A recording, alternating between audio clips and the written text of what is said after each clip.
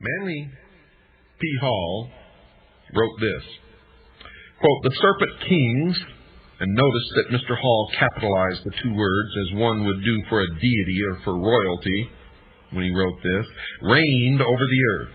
The Serpent Kings reigned over the earth." It was these Serpent Kings who founded the mystery schools, which later appeared as the Egyptian and Brahmin mysteries. The serpent was their symbol.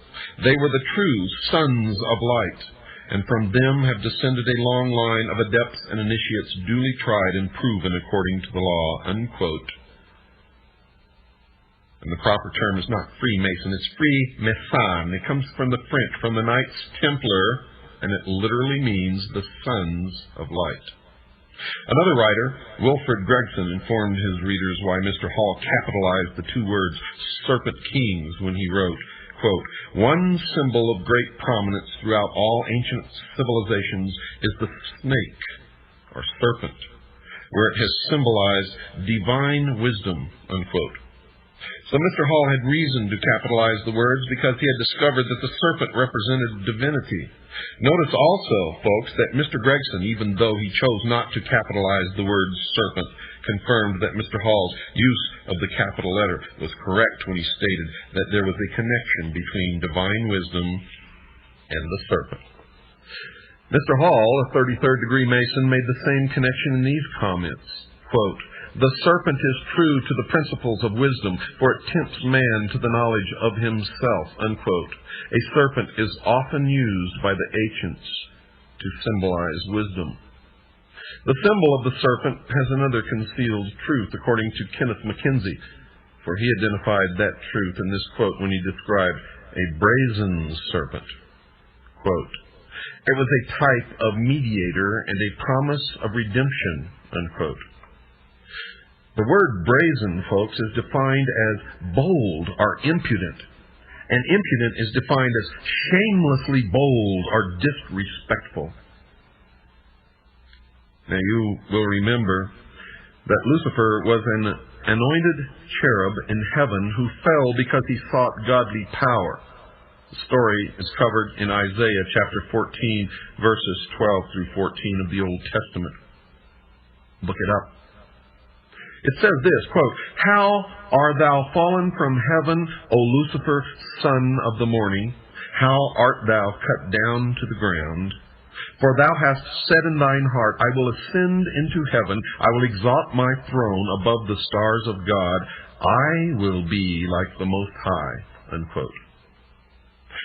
Therefore, it can be safely said that Lucifer would be considered to be shamelessly bold and, of course, disrespectful. It appears that the brazen serpent could be Lucifer.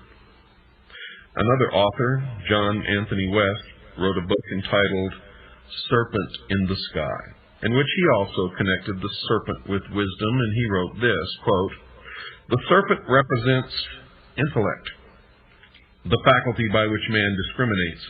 There is a higher and a lower intellect. Thus, symbolically, there is a serpent that crawls, and the higher intellect, that which allows man to know God, the heavenly serpent, the serpent in the sky," unquote. The somewhat veiled worship of this serpent in the sky inside the Masonic lodges was alluded to by another Masonic writer, Kenneth Mackenzie. For in his book entitled The Royal Masonic Cyclopedia, he wrote this, quote, "Among the charges preferred against the order of Knights Templar, for which Jacques de Molay suffered martyrdom, was that of worshipping an idol or image called Baphomet. It has been suggested that Baphomet is none other than the Ancient of Days or Creator. More cannot be said here without improperly revealing what we, meaning the Masons, are bound to heal, conceal, and never reveal," unquote.